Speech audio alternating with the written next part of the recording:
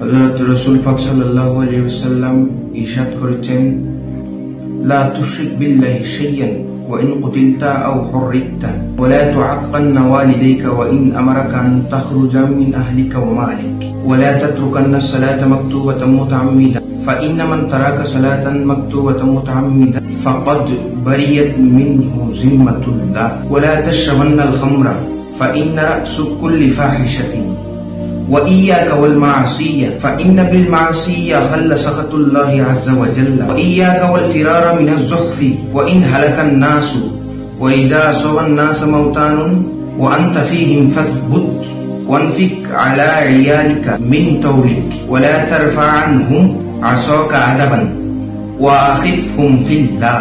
রাসূল পাক সাল্লাল্লাহু আলাইহি ওয়াসাল্লাম সাহাবায়ে কেরামকে 10টি উপদেশ দিয়েছেন। সেই 10টি উপদেশের মধ্যে প্রথমটি হলেন লা তুশরিক বিল্লাহি শাইয়ান ওয়া ইন কুতিলতা আও হুররিকতা, আল্লাহর সাথে শিরিক করবে না যদি তোমাকে জবে করে দেওয়া হয় কিংবা আগুনে পুড়ে ফেলা হয়।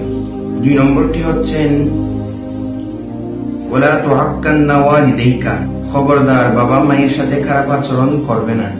ওয়া ইন আমারাকা আখরুজা মিন আহলিকা ওয়া মালিক, যদি তোমাকে ঘর থেকে মা বাবা ত্যায্যপুত্র করে দেয় কিংবা সম্পদ থেকে বঞ্চিত করে দিলেও মা বাবার সাথে খারাপ আচরণ করা যাবে না, মা বাবার অবাধ্য হওয়া যাবে না।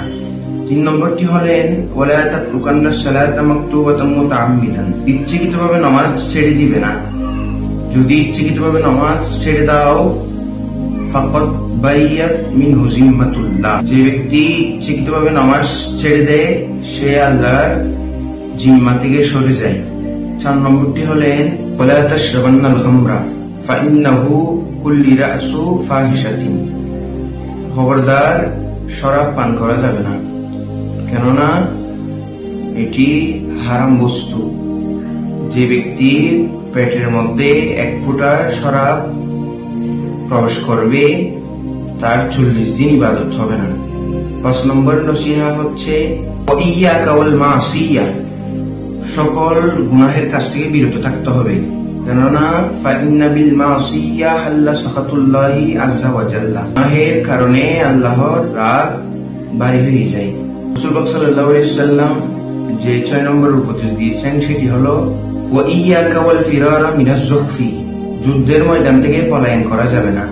7 নম্বরটি হলো ওয়াইদা আসাবান নাসু মাউতান, যখন তুমি দেখবে মানুষ মহামারীর মধ্যে আক্রান্ত হয়েছে তখন তুমি তাকে সাহায্য করবে। আনতা ফীহিম ফাসবুত, তুমি সেখানে উপস্থিত থাকবে, তাকে তুমি সাহায্য করবে। 8 নম্বর উপদেশটি হলো আনফিক আলা ইয়ালিক মিন তাওলিক, তোমার সাধ্যমতো পরিবারের জন্য খরচ করবে কিন্তু কৃপণতা করবে না।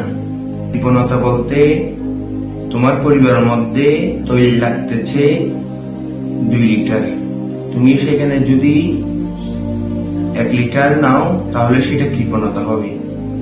সেই কারণে মিন তৌলিক, কৃপণতা করবে না, তোমার পরিবারের জন্য তুমি সাধ্যমতো খরচ করবে। 9 নম্বর উপদেশ হলো ওয়ালা তারফা আনহু আসাকা আদাবান, সন্তানের উপর থেকে শাসনের ব্যাগ তোলা যাবে না, কারণ সন্তানকে মারা, ছাত্রকে মারা বাগানে পানি দেওয়ার সমতুল্য। দরহুস সিরিয়ান কালমায়ে বুস্তান।